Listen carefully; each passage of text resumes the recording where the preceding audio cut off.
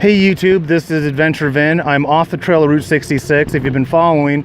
So yesterday I spent the day in Mammoth with some friends and for his 50th birthday. And I'm on my way back home after 3 weeks of being on the road. And I cut through the town of Randsburg this morning to grab some breakfast. And ironically, or coincidentally, however you may want to think of it, I actually came out here 25 years ago, and there was some activity here, and I kind of checked things out. I was really into ghost towns, but I have the fortunate capabilities right now to actually talk to Brad, who knows more about the town, and I'm just going to ask Brad a few questions. So Brad, for viewers that might be out of California, what's the best way to say where I know what I would say. Where is Randsburg? Well, the closest place that I can tell you for a landmark is off of Highway 395 and 58. We're just about 30 miles north of there.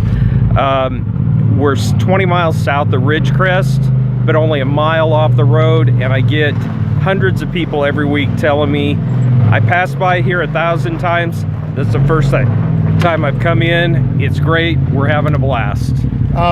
And where, if somebody was using Los Angeles for a reference, what's the time of the drive from Los Angeles? I actually live in the San Fernando Valley, so it's a 2-hour drive, about 120 miles from the San Fernando Valley. Would it be fair to say northeast type of drive? Northeast, yeah.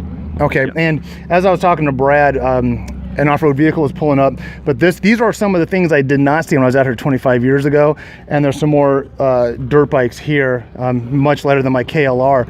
Brad, so what, these type of vehicles, the sand rails, these side-by-sides, what is the allure for them to come out, and when do they come out the most? Well, the greatest thing about the Mojave Desert is you can camp anywhere out here, and within a 25-mile radius, we'll get on Thanksgiving over 200,000 people camped here, and we'll have 20,000 people a day in town, and we'll do 5,000 burgers a day.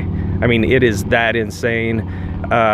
And then on an average weekend, we'll get between 500 and 1,000 dirt bike riders, because this is Mecca for dirt bike riding.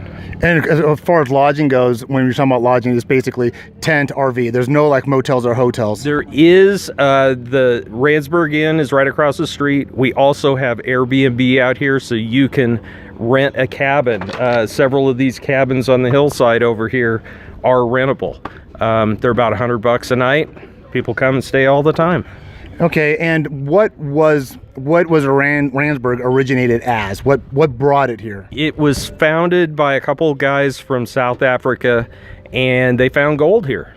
And they started mining, and the Yellow Aster mine ran for probably close to 100 years from beginning to end. And it was one of the richest gold mines in California. Was Randsburg, the city, ever just totally abandoned and left forlorn? No, it was never abandoned. At its highest point, there were over 4,000 miners here, and we had probably the people that made the most money in town weren't the miners. It was the brothels that were here, the stores that supplied the miners with their stuff. So the girls in the stores made most of the money. If anyone's watched, there's a really good series called Hell on Wheels. It kind of portrays the train industry correlated with the mining industry, and how those businesses would follow along, and as Brad just reinforced that. So we kind of got the history of why Randsburg came into being, livelihood up to this point where it's going now with these off-road vehicles. But you know, every story has the skeletons in this closet, and I think Brad would like to share a few of those. So being that I've been on the road, I've been trying to evade the law, but you've had a jail incident here, you were saying. Well, we've had a couple of them. The last time the jail was actually used was there were a couple of girls that got drunk one night up the street at a bar, and they had a gunfight, and they were so drunk they didn't hit anything. So the sheriff put them in jail for the night, sent them home, said, get out of here. So that was the last incident. The most famous one. What was the date on that? It was around 67. 1967, yeah. Okay. So that was the last time the jail was really used.